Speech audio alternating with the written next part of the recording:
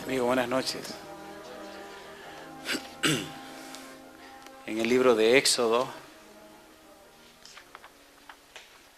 en el capítulo número 3, la semana pasada estábamos hablando de esa experiencia que Moisés tuvo al encontrarse con Dios. Y debemos hacer un breve repaso para entrar en el tema de esta noche. En Éxodo capítulo 3, versículo 12 en adelante, hay un encuentro, hay un acercamiento interesante entre Dios y Moisés. Dice el versículo 12, y él respondió, ve, porque yo estaré contigo, y esto te será señal de que yo te he enviado. Cuando hayas sacado de Egipto al pueblo, serviréis a Dios sobre este monte. Dijo Moisés a Dios, he aquí que llegó yo a los hijos de Israel y les digo, el Dios de vuestros padres me ha enviado a vosotros. Si ellos me preguntaren, ¿cuál es su nombre?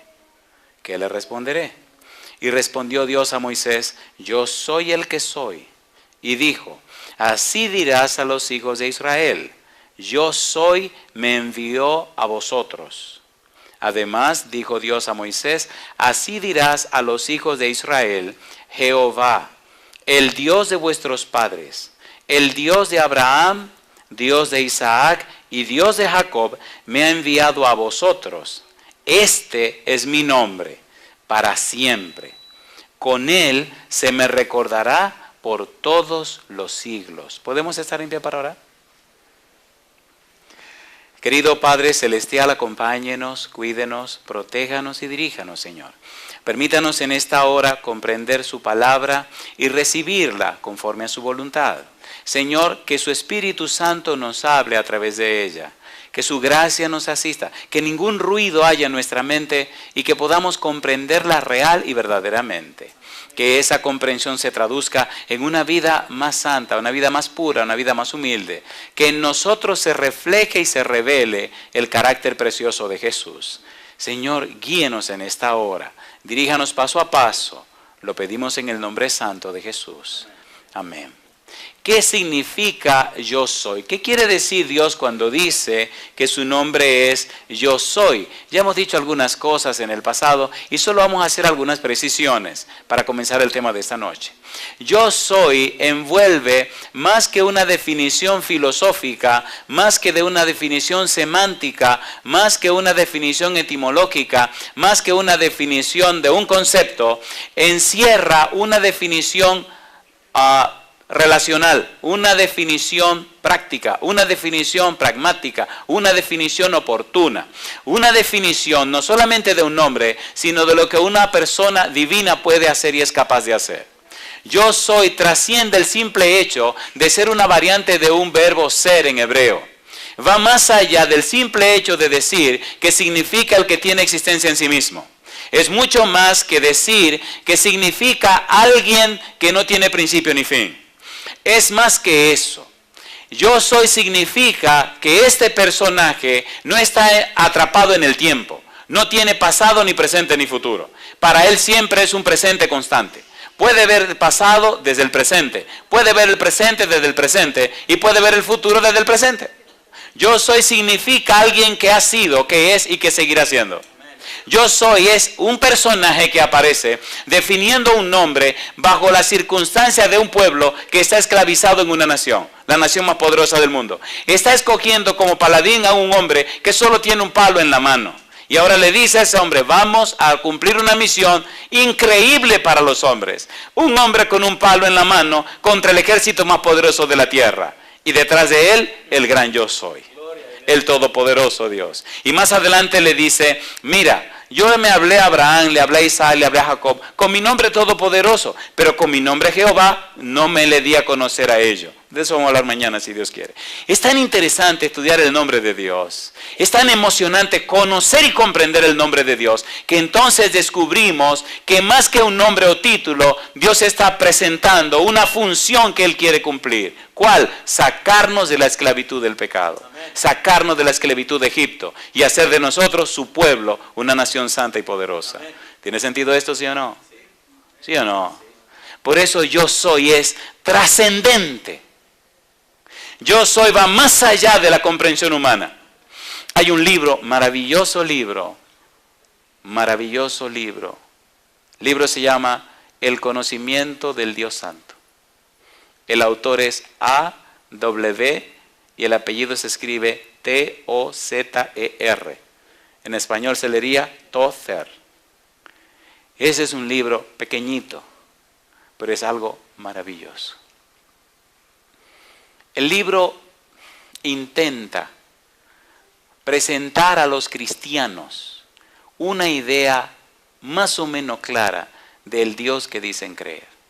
Porque, dice el autor del libro, nuestra vida, nuestro cristianismo, nuestra experiencia quedará determinada por el concepto que tenemos de Dios.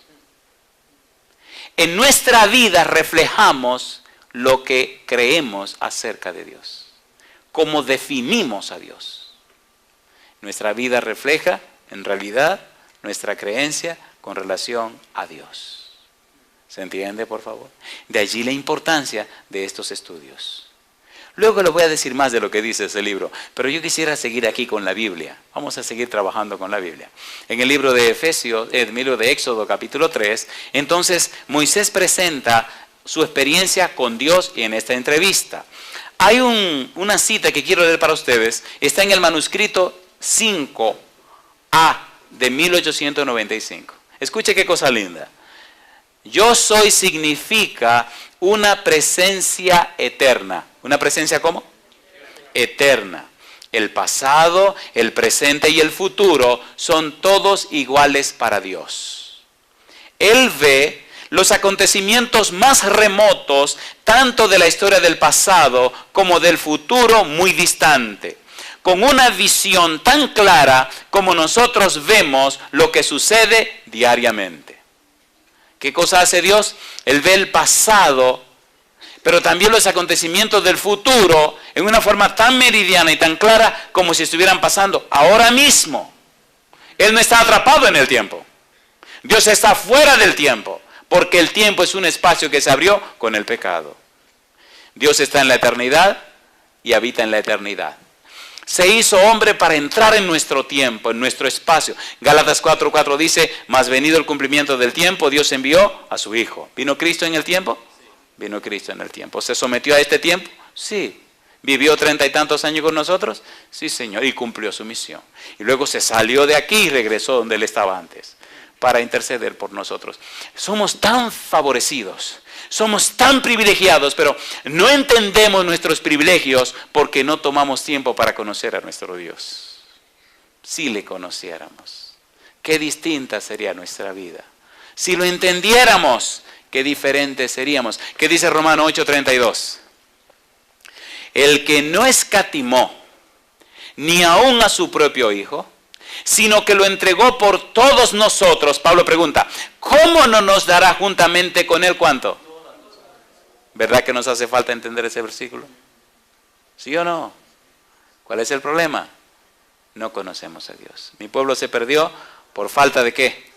De conocimientos. Dice aquí el pensamiento, no sabemos lo que está delante de nosotros, y si lo supiéramos, no contribuiría a nuestro bienestar eterno. Dios nos da una oportunidad para depositar fe y confianza en el gran yo soy. ¿Estaba esclavo el pueblo? Estaba esclavo. ¿Estaba siendo maltratado? Estaba siendo maltratado. ¿Estaban sufriendo? Estaban sufriendo. ¿Escogió Dios a Moisés para hacer un trabajo grande? Lo escogió Moisés. ¿Pero sigue esclavo el pueblo? Sigue esclavo. ¿Tenía Moisés que depositar fe en las palabras de Dios? Sí, Señor. Y aquí comienza la experiencia gloriosa que tiene todo cristiano. Nadie sale de la esclavitud del pecado si no tiene fe en el todopoderoso Dios. Porque sin fe es imposible agradar a Dios. Éxodo capítulo número 3. Y estamos repasando. En Éxodo 3, Dios dice a Moisés, número 1, ¿quién es Él? Capítulo 3, versículo 12 al 15. Yo soy Yahvé, yo soy el tetragramaton, yo soy YHWH, yo soy, tristemente la traducción de la Reina Valera, yo soy Jehová, pero ya explicamos el asunto de cómo apareció el nombre Jehová. Pero número 2, en el capítulo 3, Dios también le dice a Moisés qué hará él por su pueblo. Los versículos 16 en adelante aparecen unas frases poderosas. Por ejemplo, Dios le dice, yo os he visitado. Dios dice, he visto. Dios dice, os sacaré de la aflicción de Egipto. Dios dice, yo extenderé mi mano. Dios dice, heriré a Egipto. Y Dios dice, ustedes despojarán a Egipto. Le dice quién es él a Moisés y qué él hará en beneficio de su pueblo. Es el mismo Dios que tú tienes y yo tengo. Es el mismo Jehová, es el mismo Yahvé, es el mismo yo soy el que soy. No estamos solo ni huérfanos. El problema es que no lo conocemos. Si lo conociéramos, las cosas serían diferentes. Y ahora sí vamos a entrar al trabajo de esta noche. Capítulo 4. Éxodo capítulo número 4. Hay 2 temas en el capítulo número 4 de Éxodo. El primer tema, pruebas de que Dios se le apareció a Moisés. Y el segundo tema, si quieren que nos adelantemos un poquito, tiene que ver no solamente con que Dios se aparece a Moisés. Es la pregunta, ¿es Moisés el hombre para la tarea? Y entonces aquí están las respuestas. Capítulo 4, Éxodo capítulo 4, versículo número 1. Veamos qué dice el verso 1.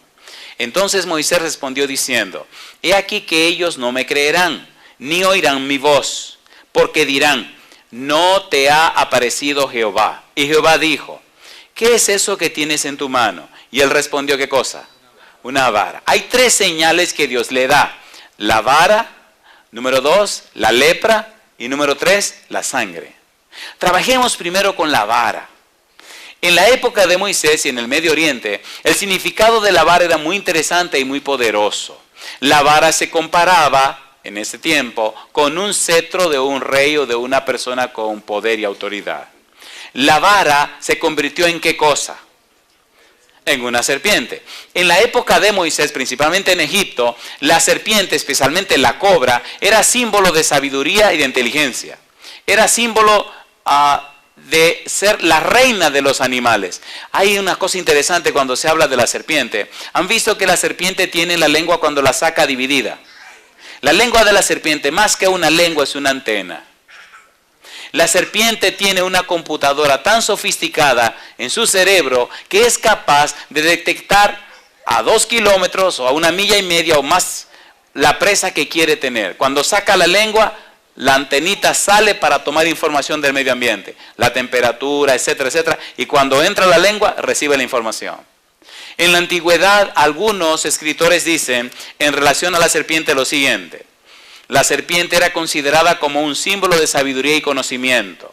Los egipcios a menudo adoraban a la serpiente, y las cobras eran un símbolo de la realeza.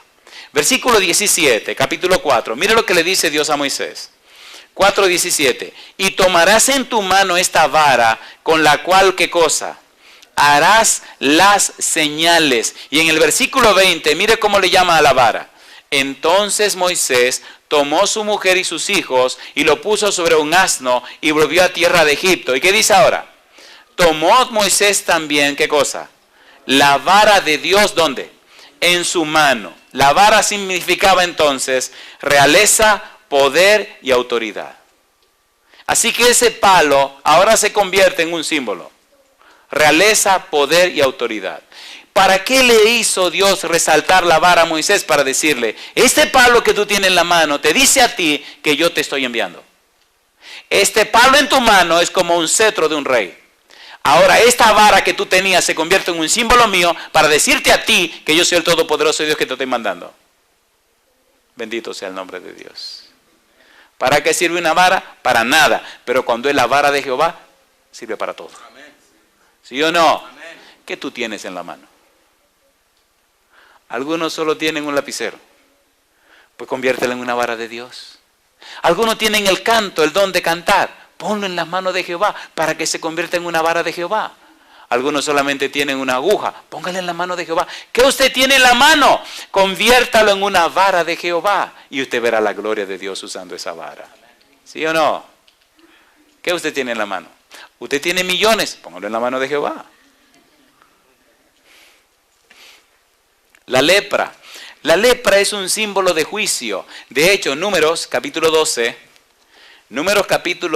versículos 7 al 10, nos traen una historia triste, pero que ilustra bastante bien lo que estamos diciendo. Números capítulo 12, versículos 7 al 10. ¿Se acuerdan de María? Números capítulo 12, versículos 7 en adelante. Dice el verso 7. No así mi siervo Moisés, que es fiel en toda mi casa. Cara a cara hablaré con él, y claramente, y no por figuras, y verá la apariencia de Jehová. ¿Por qué, pues, no tuvisteis temor de hablar contra mi siervo Moisés? Entonces la ira de Jehová se encendió contra ellos y se fue. Y la nube se apartó del tabernáculo, y he aquí que María estaba como leprosa como la nieve, y miró a Aarón a María, y aquí que estaba como leprosa. ¿Quién sabe si esa experiencia de lepra con Moisés era una advertencia de Dios para decirle, mi negro, ponte claro, porque esto es serio lo que vamos a hacer? ¿Los trabajos para Dios son serios o no son serios? ¿Sí o no? Cuando vamos a cumplir una obra, una misión de Dios, ¿deberían tomarlo bien en serio? Entonces, ¿por qué lo tomamos tan relajadamente? ¿Es real Dios? Recuerde, querido, que Dios hace juicio. Si nosotros pensáramos más en lo serio que es Dios y en la seriedad de la obra de Dios, ¿verdad que actuaríamos diferente a como lo hemos hecho últimamente? ¿Sí o no? ¿Iba Moisés a representar a Dios? ¿Venía Moisés a hablar en nombre de Dios? Y mire, la cosa se pone tan interesante que llega un punto donde Dios le dice a Moisés, tú vas a hacer el papel de Dios y Aarón va a ser el profeta. Cosa rica. Yo hablo contigo y te digo a ti. Tú le dices a Aarón y Aarón habla. Porque Moisés siempre decía, que se me olvidó el idioma, que no me acuerdo del idioma. Mira, estate tranquilo. Y me gusta más adelante, dice, es como que se medio molestó el Señor. Eso lo vamos a estudiar ahorita en un momento. A mí me gusta Dios. Una pregunta le hago. ¿No notan ustedes a Dios como involucrándose, envolviéndose con la situación del pueblo? ¿Sí o no? Oiga eso, dándole prueba a Moisés de que, para que crean que sí, que yo te mandé. A mí me gusta el Señor. Dios desde su trono alto y sublime desciende para ponerse al nivel del hombre, sin dejar de ser santo, sin dejar de ser puro, sin dejar de ser Dios. Nosotros también podemos involucrarnos con la gente sin dejar de ser puro, sin dejar de ser santo, sin dejar de ser humildes. Jesús lo hizo, ¿sí o no? Se hizo carne y habitó entre nosotros, pero Él no se relajó, mantuvo esa seriedad. Mira lo que dice Hebreos capítulo 1, versículo 8. Ay, la Biblia es tan sabrosa que uno mientras más la estudia, más la saborea. Hebreos 1, 8. Mire qué cosa rica. Siempre me gustó este versículo porque alguna gente piensa que ser consagrado y ser serio es ser aburrido. Y eso no es verdad. Dice el versículo número 8 y el 9. Mas del Hijo dice, tu trono, oh Dios, por el siglo del siglo. ¿Quién es el Hijo? Jesús. ¿Cómo le está llamando? Dios. Cetro de equidad es el cetro de tu reino. Has amado la justicia y aborrecido la maldad, por lo cual te ungió Dios, el Dios tuyo, ¿con qué cosa? Con óleo, con aceite de alegría, más que a tus compañeros. ¿Era aburrido Jesús? No, Señor. Era un tipo contento, alegre, feliz. ¿Sí o no? ¿Sí o no? ¿Cómo debe ser el cristiano? Una persona seria, pero alegre, contento. Oiga, ¿qué aburrimiento es ese? Una cara amarrada, como que se murieron toda la familia. Yo no imagino el cielo así. Perdónenme, a mí no me vengo con ese cuento. Ser serio no significa ser aburrido, con la cara como que se te murió toda la familia. Eso es ser aburrido, eso no es ser cristiano.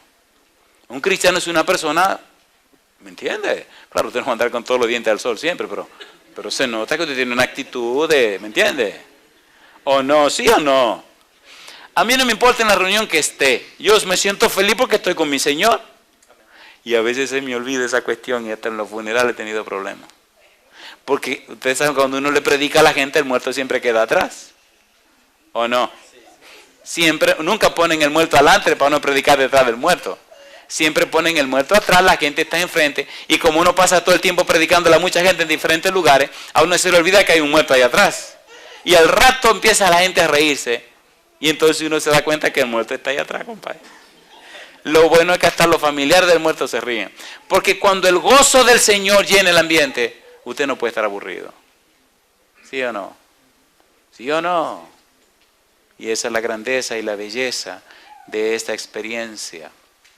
Número 3, la tercera señal que Dios le da a Moisés es que el agua se convierte ¿en qué?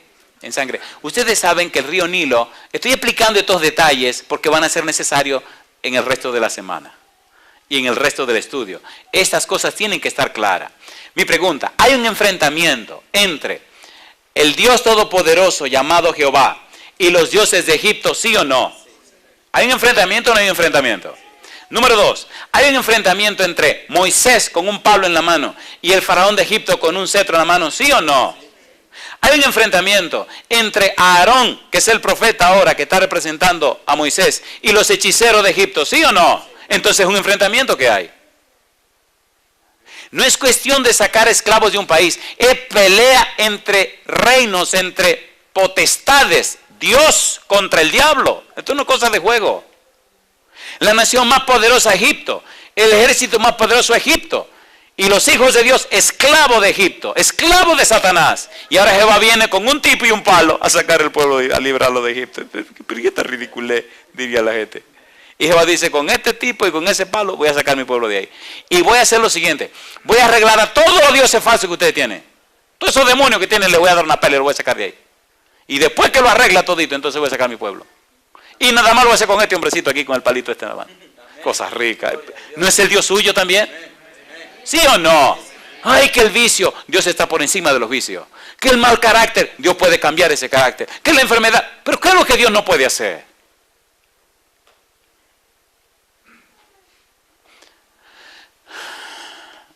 Hay un escritor,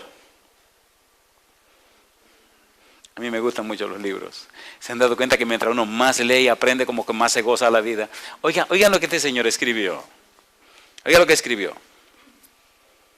Estas señales muestran que Dios está con Moisés y que está activo en su medio. ¿Que está con quién? Y que está activo. Y él dice ahora, también simbolizan algo aún más grande, que Jehová es más poderoso que Egipto y que su faraón.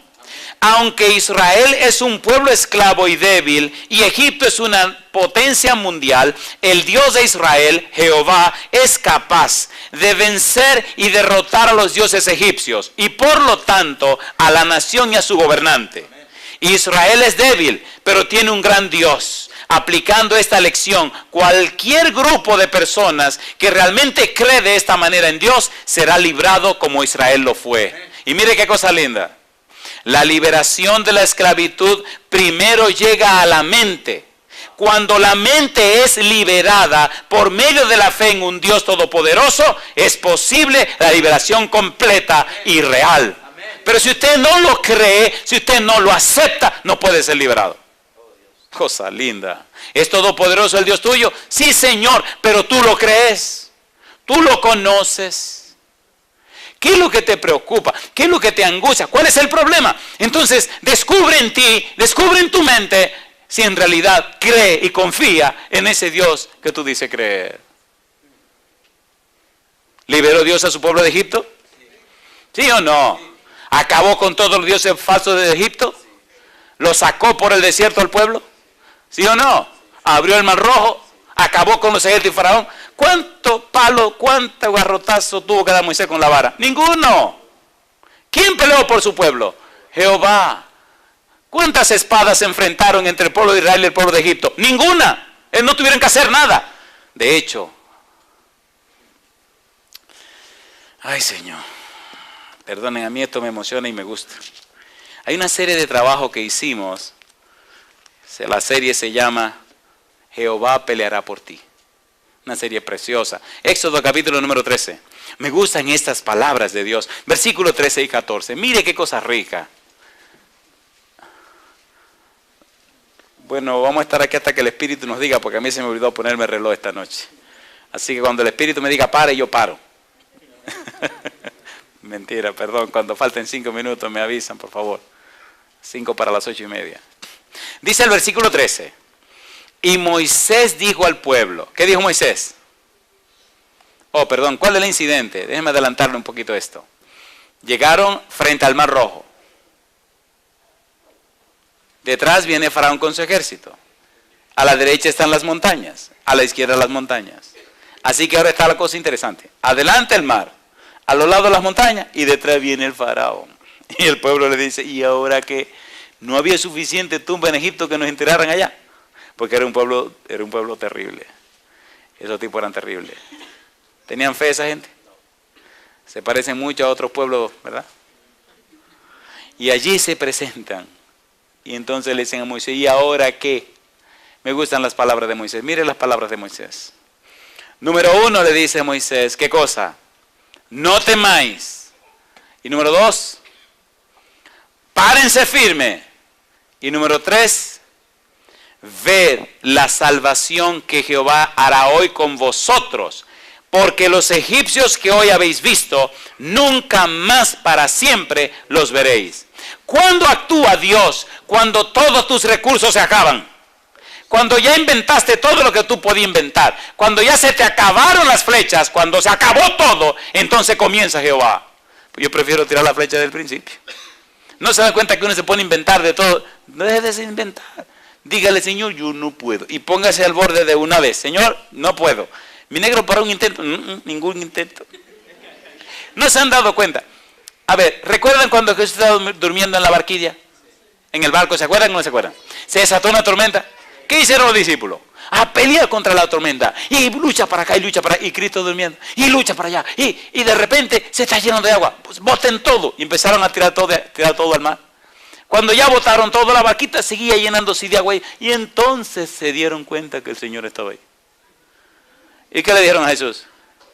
Señor, no tiene cuidado que perecemos. ¿Cuántos iban a ahogar? ¿Cuántos iban a ahogar? En la mentalidad de los, usted no quiere decir, en la mentalidad de los discípulos, ¿cuántos iban a ahogar?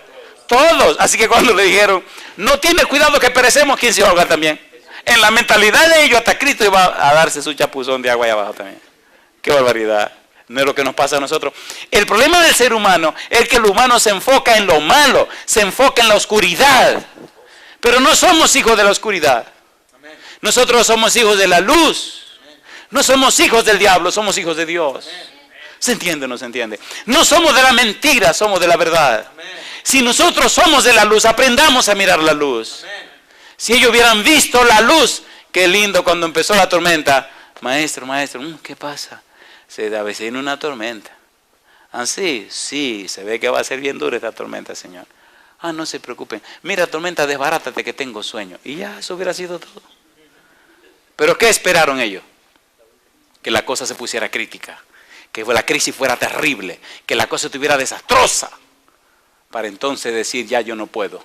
¿Sí o no? Diga, yo no puedo desde el principio, no sea bobo. No se esté arriesgando tanto y ay, si se le pasa la mano ya te lo arreglan. O sea, renuncia desde el principio. Señor, yo no puedo nada. No, yo no quiero hacer nada. Aquí estoy. Versículo 14. ¿Qué dice el 14? Jehová peleará por vosotros y ¿qué cosa? Y vosotros estaréis ¿cómo? ¿Qué significa tranquilos? Es lo que menos queremos hacer. ¿Sí o no? Pero póngame a hacer algo. Pero yo quiero hacer algo. Te está tranquilo. Sí, Señor, pero por lo menos déjame hacer algo. Te dije que te estés tranquilo. Eso es lo que tú vas a hacer, estate tranquilo. ¿Nos estamos tranquilos? No. Y a veces nos movemos tanto que Dios no tiene por dónde entrar para ayudarnos.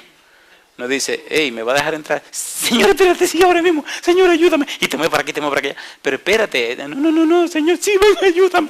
Y por donde quiera que el Señor va a entrar, tú te... ¿Y qué es esto? Estate tranquilo. ¿Tenía el pueblo que estarse tranquilo frente al mar? ¿Podía hacer algo el pueblo?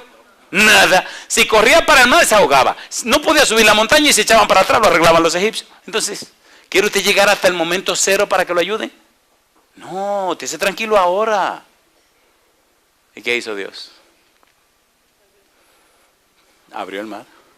Dice que vino un fuerte viento oriental y toda la noche caminaron dentro del mar. Me gusta la estrategia militar del Señor. Papá Dios se la sabe toda. Ustedes saben que cuando el ejército de Faraón vino, la nube vino para atrás y se puso entre el ejército de Faraón y el pueblo de Dios. Pero también saben que el ángel que iba ahí vino y se puso también entre el ejército de Faraón y el pueblo. Y la nube era oscuridad para el ejército de Faraón, pero era luz para el pueblo de Dios. Así que el ejército de Faraón comenzó a perseguirlo y se metieron a la boca del lobo. Era de noche, se metieron al mar persiguiendo al pueblo de Israel, y después que estaban adentro fue que se dieron cuenta, compadre, que estaban dentro del Mar Rojo. Y toda la noche uno adelante y el otro atrás. Y cuando llegaron bien adentro del mar, el Señor le quitó la rueda a los carros y empezó a trastornarlo. Y entonces de la claridad de la mañana se ve que era bien ancho esa parte del mar. Entonces se dieron cuenta, compadre, que era una cortina de agua a la derecha y una cortina de agua a la izquierda. Ahí huyamos, dice uno, porque Jehová pelea por los israelitas. Huyamos. ¿Y tú te crees que yo te metí aquí para que huyan? Dice Jehová, para arreglarlo. Y cuando el pueblo ya iba saliendo, le dice él a Moisés, extiende la vara para que arreglen ahí a los israelitas. ¿Y qué hizo el Moisés? Extendió la vara. ¿Y qué pasó con el agua? Acabó con todos. ¿Quién peleó por el pueblo? ¿Quién peleará por ti? ¿Quién peleará por ti? ¿Quién te sacará de la esclavitud? Una pregunta, ¿estos son cuentecitos de hadas o son historias reales? ¿Son historias reales, sí o no? ¿Podemos confiar en ese Dios todopoderoso? ¿Sí o no? Tenemos que ser sacados ya de este Egipto mundanal para ser llevados a la Canaán celestial. ¿Sí o no? ¿Está Dios listo para llevarnos al cielo? ¿Sí o no? Yo imagino que las nubes en el cielo están todas listas y engrasadas. Los motores anillados y afinados para venir a buscarnos. Y los ángeles allá esperando el día y la hora que el Señor suene la campana para venir a recogernos. Yo sueño esa mañana gloriosa.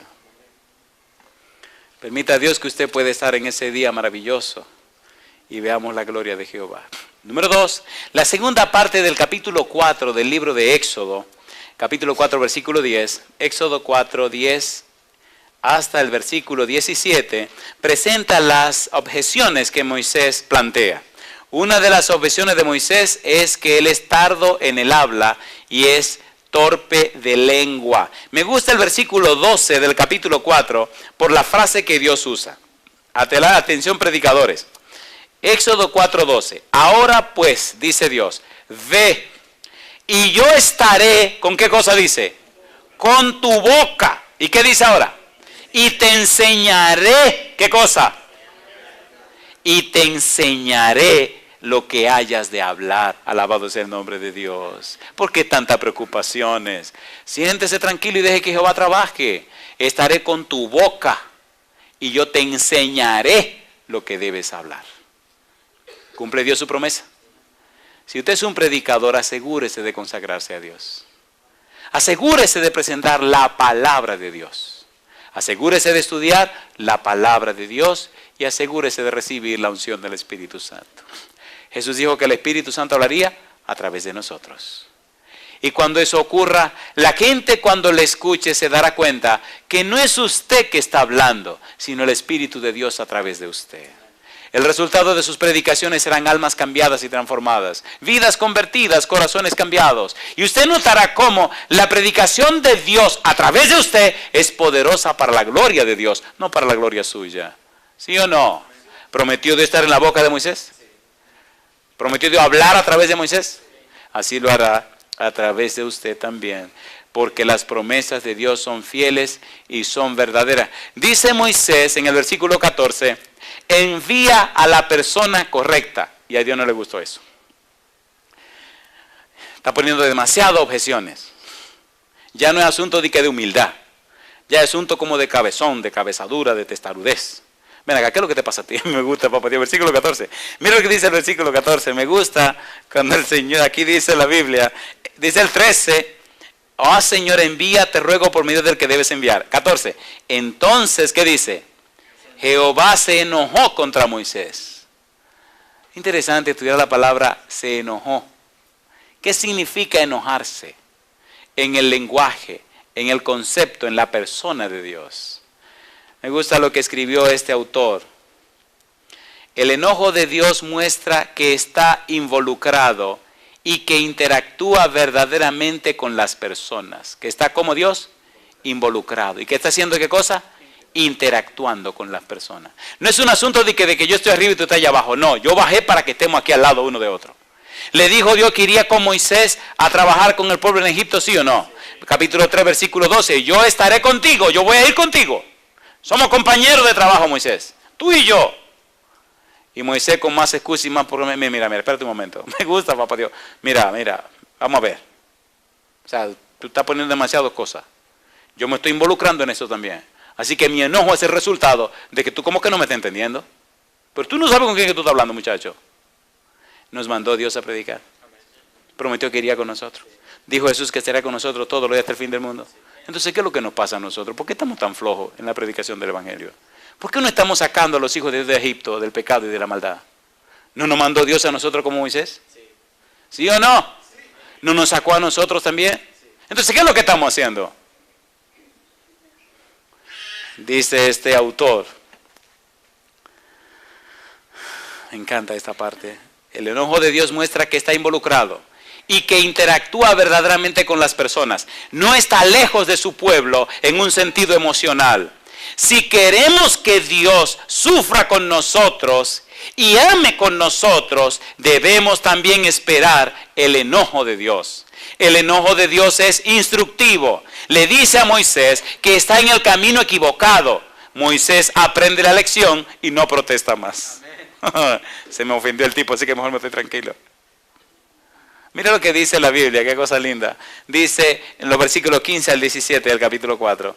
Dice el versículo 15, tú hablarás a él y pondrás en su boca las palabras. Y yo estaré con tu boca y con la suya. Y os enseñaré lo que hayáis de hacer. Y él hablará por ti al pueblo. Él te será a ti en lugar de boca y tú serás para él en lugar de Dios. Y tomarás en tu mano esta vara con la cual harás las señales.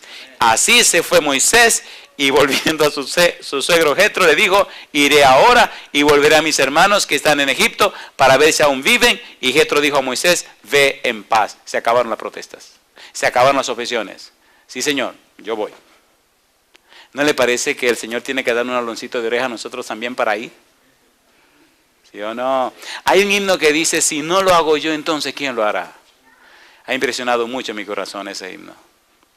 Hay billones de seres humanos perdidos y perdiéndose en el mundo y hay millones de cristianos haciendo nada. Nada. Con una agenda personal que no funciona, ni avanza, ni para adelante, ni para atrás. ¿No se han dado cuenta? ¿Sí o no? ¿Tenía Moisés la prerrogativa de decirle a Jehová, no, se acabó y me voy? Sí, Señor. Pero ¿aceptó Moisés la dirección y la instrucción de Jehová? ¿Logró Dios con Moisés lo que quería?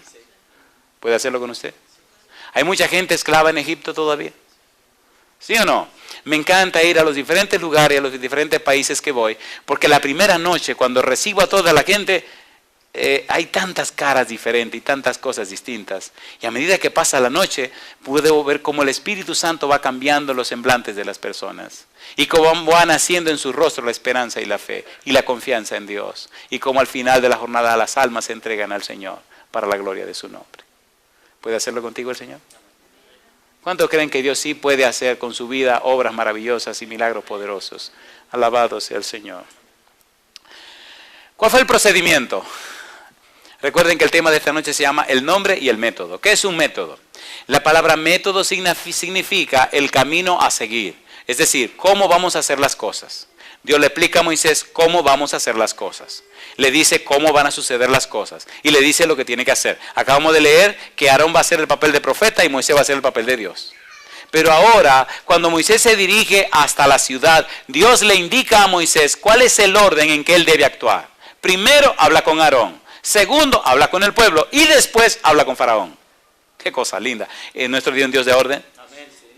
Aquí hay una lección muy linda en las iglesias. Si usted tiene una idea o lo que sea, primero hable con Aarón, con el sacerdote de la iglesia, el pastor. Segundo, hable con la junta, el pueblo. Y si la cosa no pasó del pastor y la junta, tranquilícese.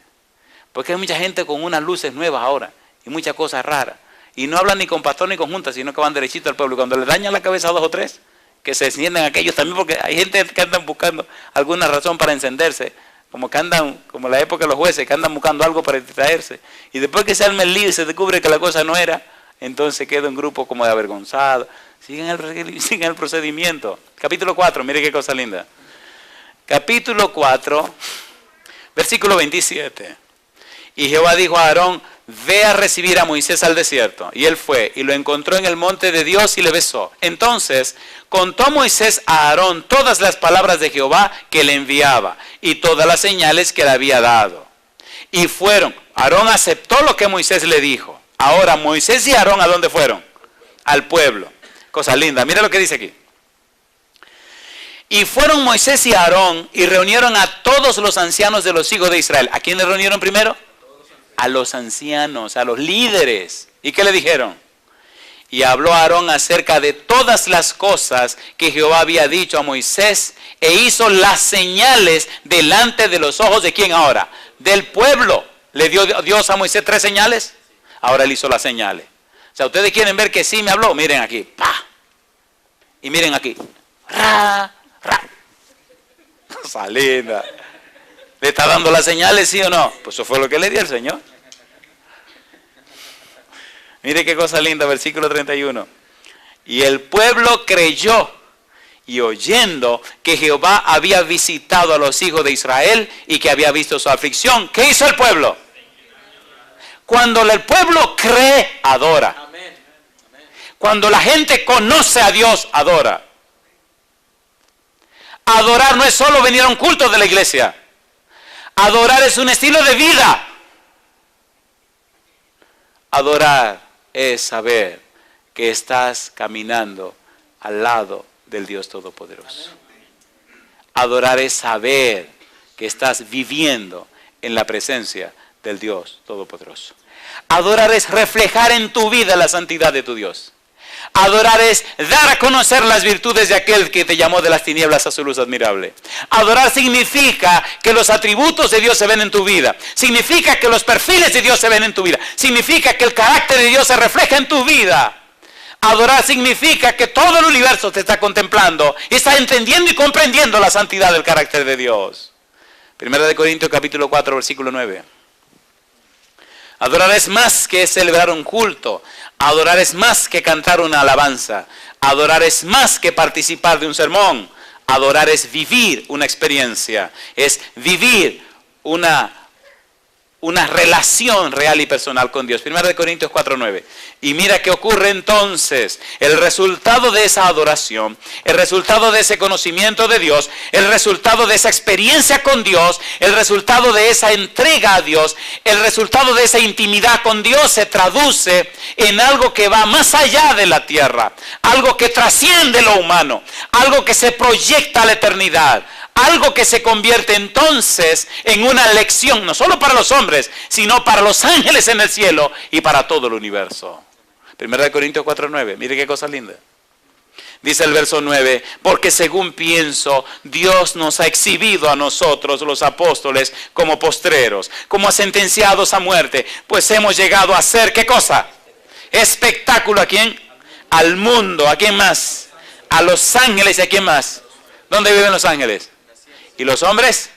¿Y qué es ese mundo, ese cosmos? Todo el universo. Así que si somos adoradores de Jehová, en nuestra vida se verá el carácter precioso de Jehová. Ser adorador de Jehová significa que estamos en la presencia de Jehová. Que su luz maravillosa ilumina nuestra luz, nuestro ser. Que su brillo se refleja en nosotros. Y que al mirarnos y contemplarnos, la gente puede saber que estuvimos con Jehová. ¿Qué pasaba con Moisés en la montaña? ¿Cuántos días duró con Dios la primera vez? 40. ¿Y la segunda vez? 40. ¿Y la segunda vez qué tuvieron que poner en la cara? ¿Por qué? Porque la cara le brillaba, porque había estado en la presencia de Jehová. Qué cosa linda. ¿Es lindo eso o no es lindo? ¿Sí o no? Necesitamos experiencia. No habrá que hablar. Solo habrá que vivir la experiencia con Jehová y la gente seguirá nuestro ejemplo, porque el poder de Dios estará con nosotros. Una pregunta, queridos. ¿Tiene sentido lo que estamos haciendo? Estamos perdiendo nuestro tiempo. ¿Esto es práctico o no es práctico? ¿Es real o no es real? Esto es una filosofía. ¿Vivió Moisés esa experiencia? ¿Habló con Aarón Moisés? ¿Moisés y Aarón hablaron con el pueblo? ¿El pueblo entendió? ¿Adoraron? Sí. Y Moisés dijo, esto está bueno.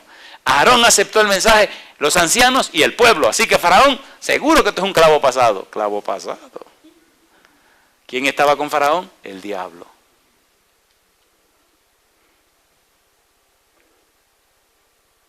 Y como dice en la telenovela, el capítulo de mañana es más interesante.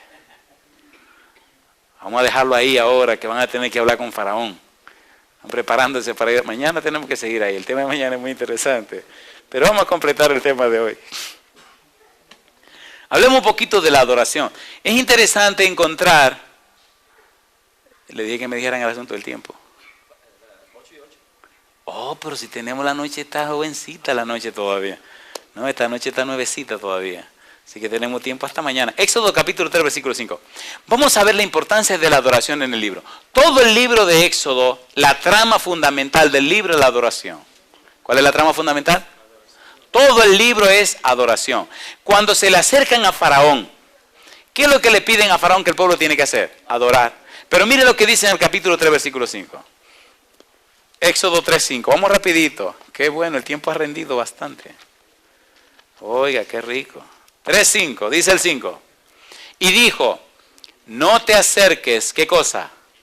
Quita tu calzado de tus pies, ¿por qué?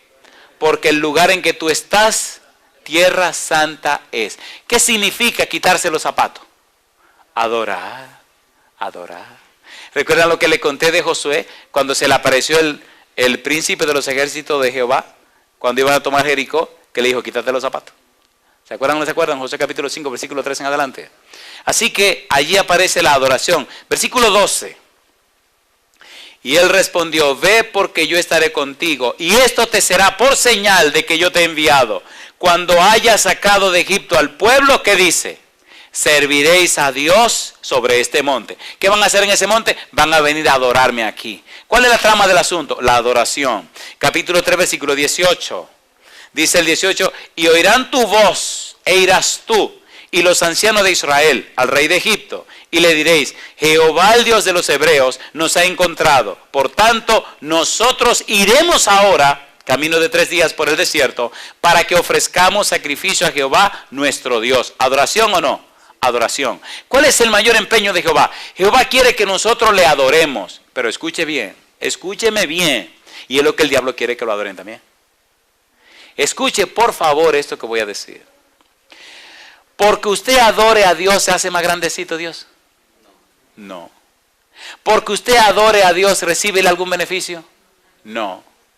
Porque usted adore a Dios, ¿hay algo que usted le está dando a Él? No. ¿Quién es el único que se beneficia cuando adora a Dios? Usted.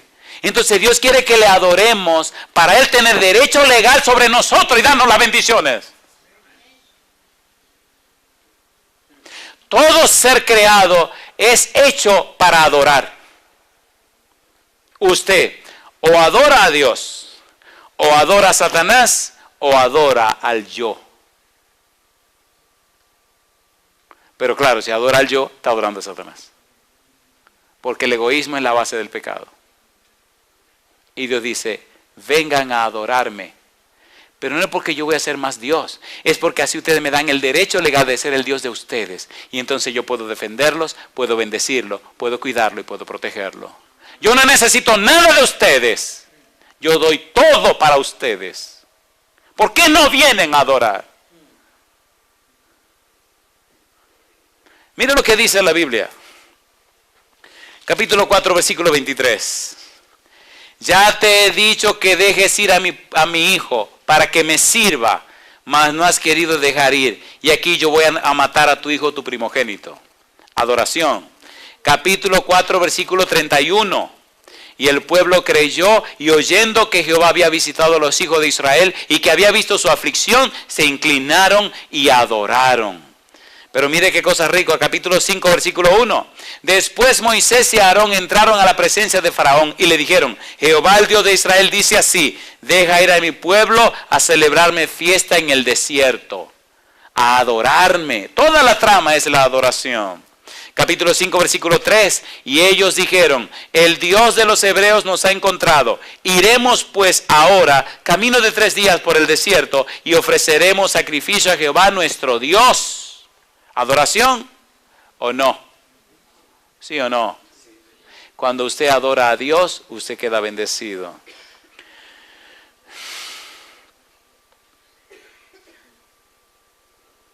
La razón más profunda y fundamental del libro de Éxodo y del Éxodo mismo es la adoración. Si Jehová es en verdad Señor de todos, debe ser adorado. Los estudiosos de la Biblia no pueden evitar comparar este Éxodo israelita para adorar con el Éxodo final de este mundo rumbo a la Canaán celestial. ¿Sí o no? Y es lo que dice este otro autor. El asunto en juego en el conflicto final también tiene que ver con la adoración. Dios debe liberar a su pueblo de la persecución de quienes lo obligarían a adorar a la bestia. Debe hacerlo para que puedan adorar al Dios verdadero de manera correcta. El tema en juego para todas las personas de todos los tiempos es si adorarán a los reyes y los reinos de este mundo o al rey y el reino del Señor, el Dios verdadero. ¿A quién está adorando usted? Todo lo que ocupa el lugar de Dios en nuestra vida se convierte en un ídolo. Y un ídolo es lo que ocupa el lugar de Dios en nuestra vida. ¿A quién estamos adorando? Si usted quiere saber a quién está adorando, mire su vida, mire su carácter. ¿A quién se parece usted? Siempre nos parecemos a aquello que adoramos.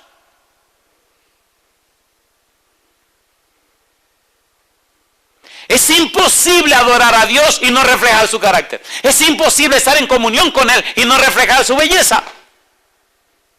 Si estamos adorando a Dios, nuestra vida reflejará que estamos en presencia de Él. ¿Sí o no? ¿Sí o no? Es doloroso y duro la palabra, pero hay que decirla. ¿A quién estás adorando? Dice en el camino a Cristo, ¿para quién son tus más secretos motivos? ¿De quién es que más te gusta hablar? Tus más profundos sentimientos, ¿para quién son? Tus mejores horas y tus momentos a solas más hermosos, ¿a quién se lo dedicas? Si estás en comunión con Dios, si estás lleno de la presencia de Jesús, si el Espíritu ha ungido tu vida, los demás notarán el perfume, el aroma y la fragancia de Dios reflejado en la vida tuya. ¿Necesitamos esa experiencia? ¿Sí o no? El tema central del Éxodo es la adoración. Y hay más pasajes hermosos, capítulo 7, versículo 16.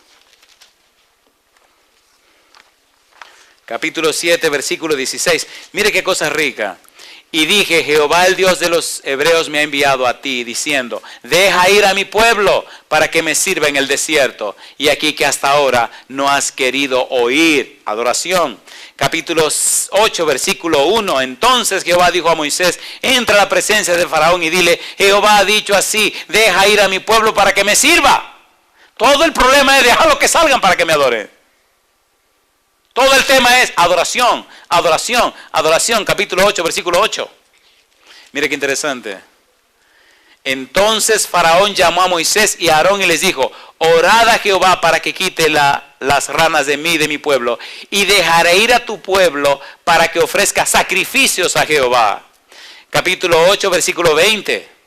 Jehová dijo a Moisés, levántate de mañana y ponte delante de Faraón. Y aquí que él sale al río y dile, Jehová ha dicho así, deja ir a mi pueblo para que me sirva.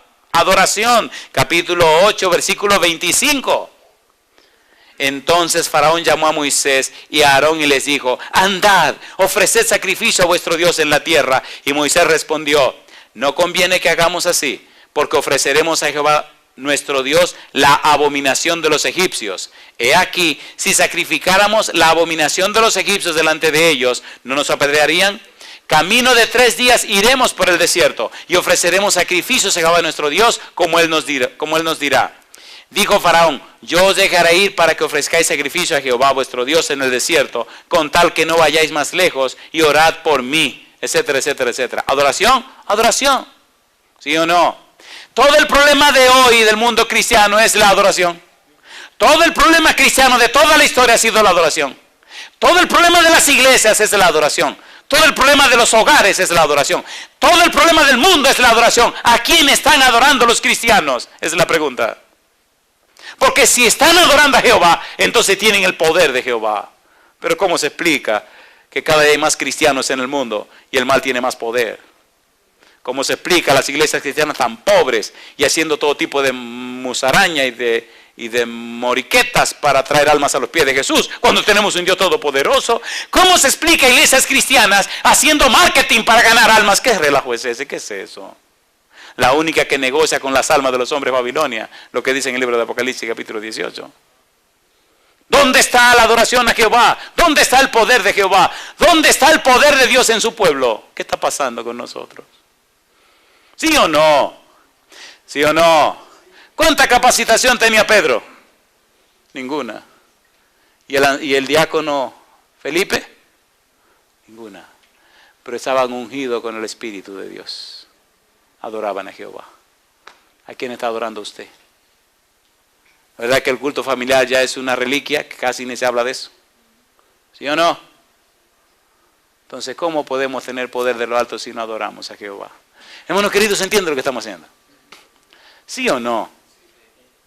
¿Tiene sentido esto o no tiene sentido? Mira lo que dice la Biblia. Capítulo 9, versículo 1. Para que vean la adoración en todo el libro. Entonces Jehová dijo a Moisés: entra a la presencia de Faraón y dile: Jehová, el Dios de los hebreos, dice así: deja ir a mi pueblo para que me sirva. Capítulo 10, versículo 8. La misma cosa. Dice el verso 8: y Moisés y Aarón volvieron a ser llamados ante Faraón, el cual les dijo: andad, servid a Jehová vuestro Dios. ¿Quiénes son los que han de ir? Y así sigue hablando el versículo 11, del 23 al 26, capítulo 12, versículo 31, capítulo 16, versículo 22 al 30, capítulo 24, versículo 1 al 12. Pero escuche qué interesante, recuerdan que nos quedamos que Moisés habló con Aarón y lo aceptó.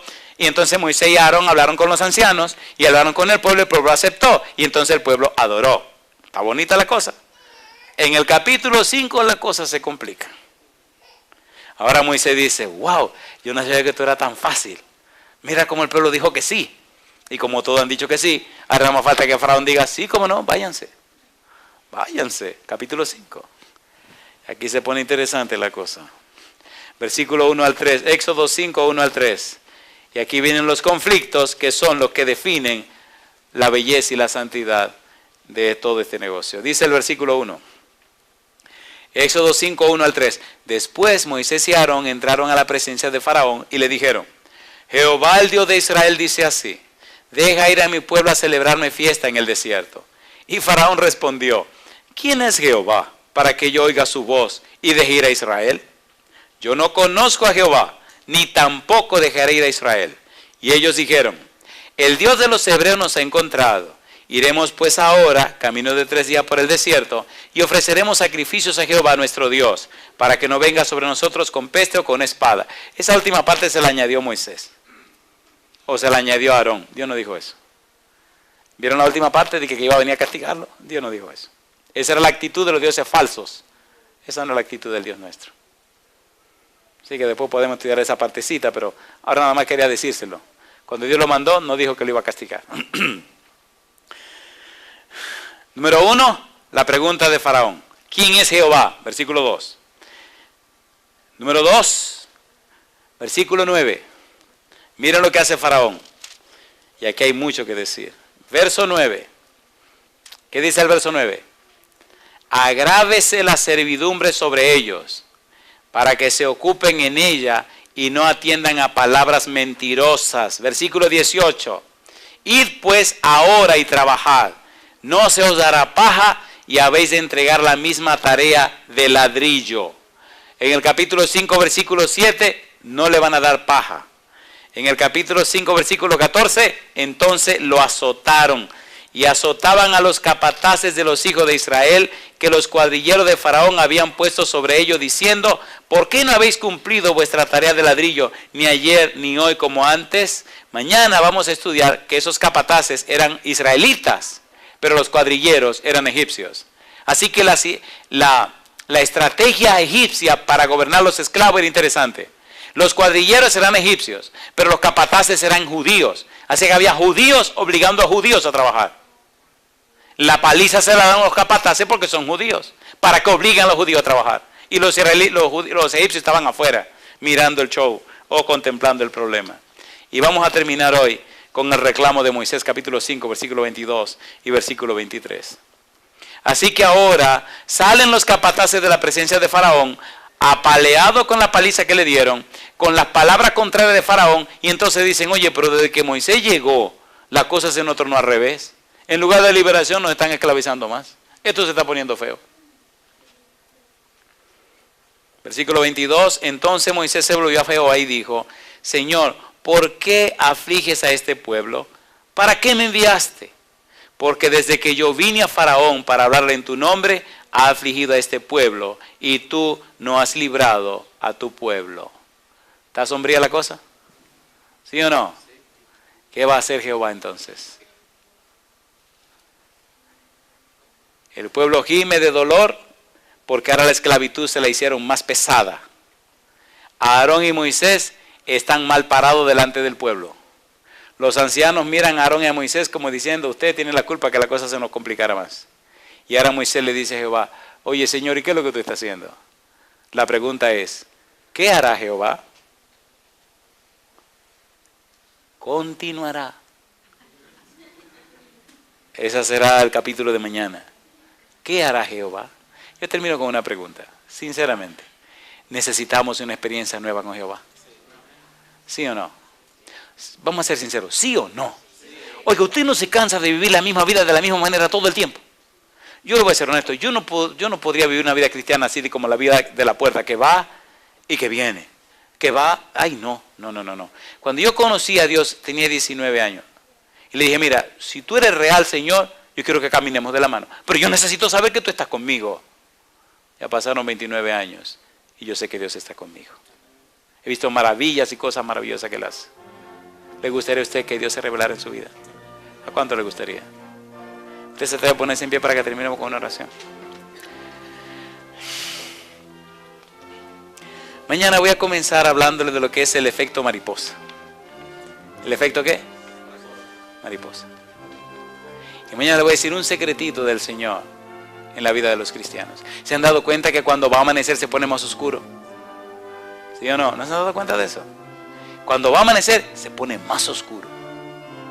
Y eso es un detalle muy interesante para nosotros. En el capítulo 6 aparece una palabra que es clave. Me gusta. Esa palabra es clave. Cuando la cosa se tranca, entonces Jehová dice, ahora vamos a trabajar. Me gusta cuando dice, ahora. Usted se atreve a ponerse en la mano de Dios.